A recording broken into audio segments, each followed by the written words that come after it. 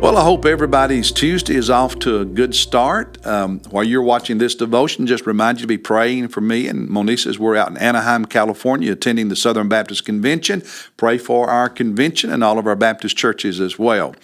Our devotion today is the last chapter of Deuteronomy, chapter 34. We are skipping chapter 33. You can read it on your own if you'd like to.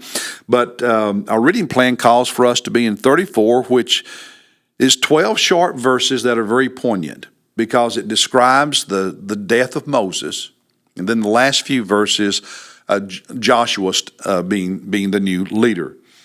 Every time I read this chapter, I have mixed emotions.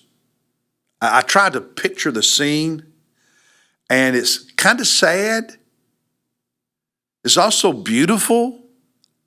It's encouraging in that God's work continues with Joshua. But just a lot of emotion in this chapter, and if you're not careful, it can almost feel overly somber or overly sad. Moses dies; he's 120 years old. God buries him, and to this day, nobody knows where his body was buried. There was no memorial. The nation of Israel mourned for 30 days, but they didn't see his body after he died. They didn't know where his grave was. There was no pomp and circumstance when he was buried. There was no 2-hour funeral with Joshua speaking and prominent people speaking. No recitation of the deeds that Moses had accomplished during his life. There's not even a mention of his wife or children anywhere in this chapter. He's all alone when he dies, except God is with him. And God buries him. Wow. God brought him down from Mount Nebo because it says he was buried in the valley.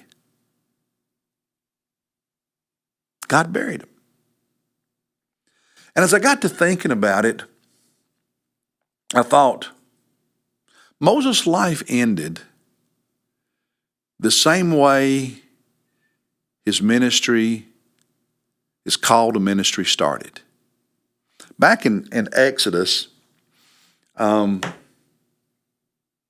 chapter 3 at the burning bush, you remember Moses went up on the mountain and he was by himself. And he saw the burning bush, went over to check it out, and God spoke to him and said, I'm sending you to Egypt to deliver my people. When his call to ministry began, it was just Moses and God alone on a mountain. And when his ministry was finished, he was on a mountain, and God lets him see the promised land. Because 40 years earlier, God said, Moses, go to Egypt, deliver my people, and then you're going to bring them to this land. 40 years passed. Now you can see it. That's where they're going to be. I don't get to go with them, but I see it. My job is done. My ministry is over. And on Mount Nebo, also known as Mount Pisgah, Moses and God. The burning bush, just Moses and God. The day of Moses' death, just Moses and God. How it started is how it started. And there's something beautiful about that. And by the way, when you and I die, our family hopefully will be with us. And that'll be a comfort and a blessing. But when I take my last breath and you take your last breath, it'll just be me and God.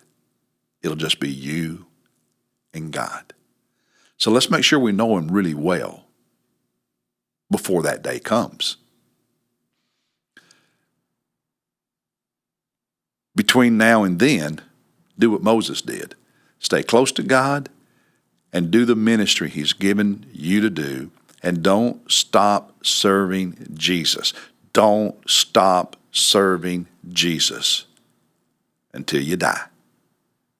How you serve him may have to change as you age, but serving him never changes until we see him face to face. And then when we die and we're buried, our Lord welcomes us home. Well done, thou good and faithful servant. God bless you. I'll see you tomorrow.